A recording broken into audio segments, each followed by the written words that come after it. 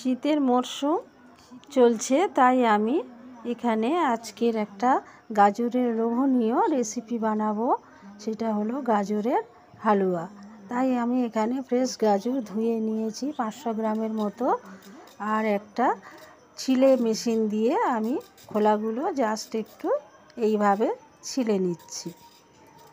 তো আপনারা এই রেসিপিটা সম্পূর্ণটা দেখুন, ভালো লাগবে। হ্যাঁ, আমি গাজরের এই দুদিকটা একটু করে কেটে নিলাম। তো আমার গাজরগুলো সমস্ত ছিলে করা হয়ে গেছে। এবারে আমি একটা এরকম গ্রেটার নেব। গ্রেটারে দুটো হোল আছে, আমি এই বড় হোলটা ইউজ করছি। তো এইভাবে গাজরগুলোকে সাবধানে ধরে প্রেস করে করে গাজরগুলো গ্রেট করতে হবে।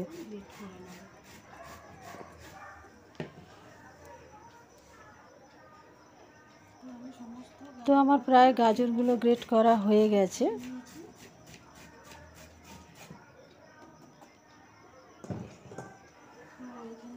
এই হালুয়া বানাবার জন্য আমি 500 গ্রামের গাজর গ্রেট করলাম, আর নেব এখানে 750 ml জাল করা দুধ আছে, আর এখানে আছে 250 গ্রাম চিনি, গাজরের হাফ চিনি, আর ঘি আছে, আর আছে গোটা গরম মশলা, কাজু বাদাম, আর কিছু কিশমিশ আছে।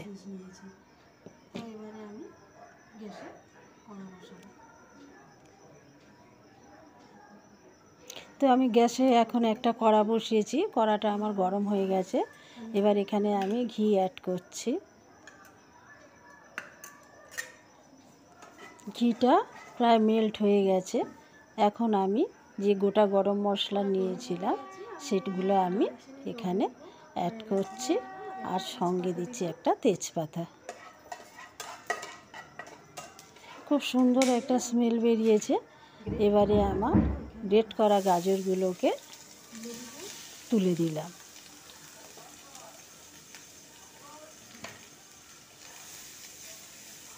তো 2 মিনিটের মতন এটাকে ভালো করে নাড়াচাড়া করতে হবে, যাতে গাজরের যে একটা কাঁচা গন্ধ সেটা চলে যায়। তো গাজরটা নাড়াচাড়ার পরে মেল্টও হয়ে গেছে, গাজরটা বেশ মজেও গেছে। এইবারে আমি এর সঙ্গে অ্যাড করছি আগের থেকে যে আমার জাল করা দুধটা ছিল সেটা দিয়ে দিলাম।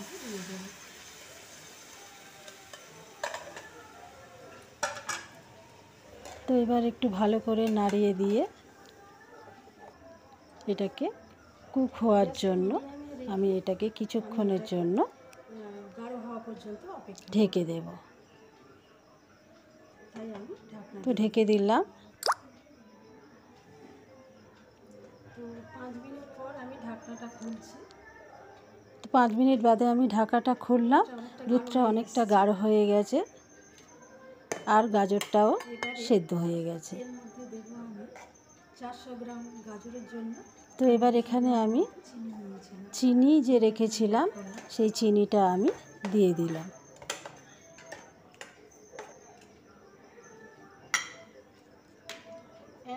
তারপরে কাজু কিশমিশগুলো এক এক করে দিয়ে দিন।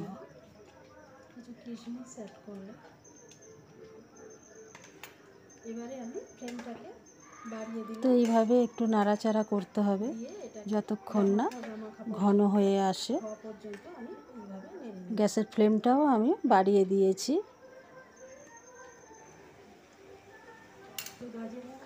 তো আমার অনেকটা ঘন হয়ে এসেছে, একটা থকথকে ভাব এসেছে। এবারে আমি এর সঙ্গে ঘি অ্যাড করছি। আবার একটু ঘি দিলাম যাতে স্বাদ ও গন্ধ দুটোই সুন্দর হয়। তো আমার গাজরের হালুয়া হয়ে গেছে। ফাইনালি এটাকে আমি অন্য পাত্রে ঢেলে নিলাম। তো দেখুন গাজরের হালুয়া কমপ্লিট হয়ে গেছে।